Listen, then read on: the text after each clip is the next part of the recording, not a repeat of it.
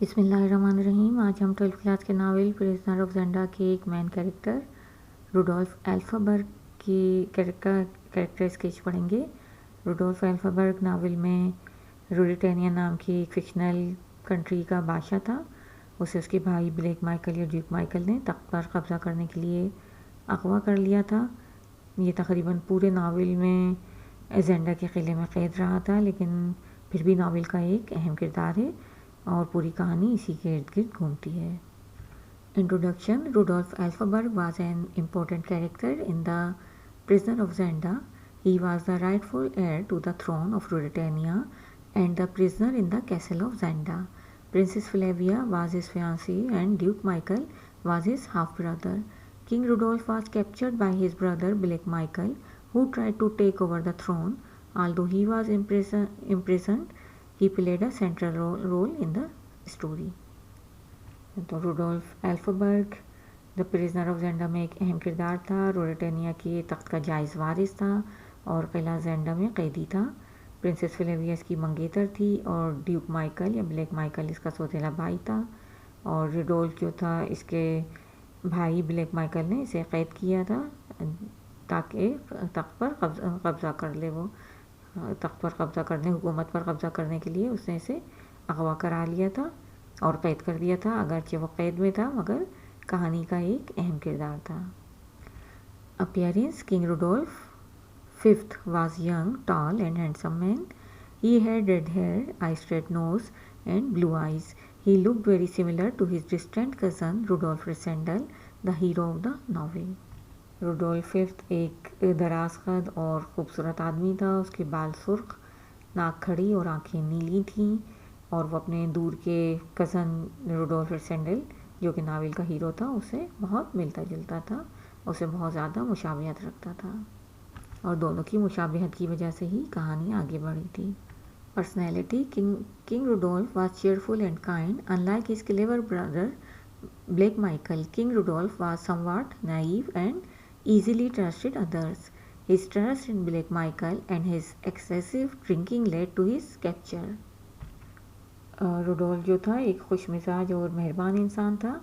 Black Michael کے برعکس Rudolf جو تھا بہت نسبتاً سادہ دل اور دوسروں پر آسانی سے اعتبار کرنے والا تھا۔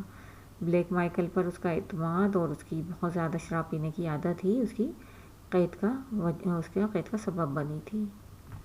Intelligent and care free. King Rudolf enjoyed luxuries and often focused on hunting, ignoring his duties. He enjoyed the comfort of his position and had a habit of drinking, which led to his kidnapping. Rudolf جو تھا luxury سے یا عیش و عشرت سے لطف اندوز ہوتا تھا اور اکثر شکار میں مشغول رہتا تھا اور اپنی ذمہ داریوں کو نظر انداز کر دیتا تھا۔ وہ اپنے عہدے کی وجہ سے ملی ہوئی آسائشوں سے لطف اندوز ہوتا تھا، انجوائے کرتا تھا انہیں، اور اسے شراب پینے کی بھی عادت تھی جس کی وجہ سے وہ اغوا ہوا تھا۔ یعنی بادشاہ ہونے کی وجہ سے اسے جو بھی سہولتیں آسائشیں ملی تھی ان سے وہ پوری طرح لطف اندوز ہوتا تھا اور انجوائے کرتا تھا لائف کو، زیادہ اپنی ذمہ داریوں کو نظر انداز کرتا رہتا تھا۔ Weak and imperfect. Despite being king, Rudolph had weaknesses. He lacked the courage to face danger and became ill and depressed in prison. At one point he even begged to be killed, showing his hopelessness. بادشاہ ہونے کے باوجود بھی Rudolf میں بہت سی کمزوریاں تھیں، اس میں خطرات کا سامنا کرنے کی ہمت نہیں تھی، اور وہ قید میں بھی بیمار اور افسردہ ہو گیا تھا، اور ایک وقت تو اس نے مرنے کی بھیک بھی مانگی تھی کہ جو اس کی مایوسی کو ظاہر کرتی ہے، یعنی جلدی مایوس ہو جاتا تھا اور بہت زیادہ کمزور، اس کی جو نیچر تھی کمزور تھا وہ۔ Courage and determination. Despite facing challenges, King Rudolph showed courage when it mattered most. He helped Rassendyll in prison even while tied up, and later reclaimed his throne. This showed his sense of responsibility. یعنی کہ حوصلہ اور عزم بھی تھا اس میں۔ Challenges کا سامنا کرتے ہوئے روڈولف نے اس وقت حوصلہ دکھایا جب سب سے زیادہ ضرورت تھی، یعنی اس سے قید میں بندہ ہونے کے باوجود بھی رسینڈل کی مدد کی تھی، اور بعد میں اپنا تخت واپس حاصل کر لیا تھا اور اپنی احساس ذمہ داری دکھایا تھا۔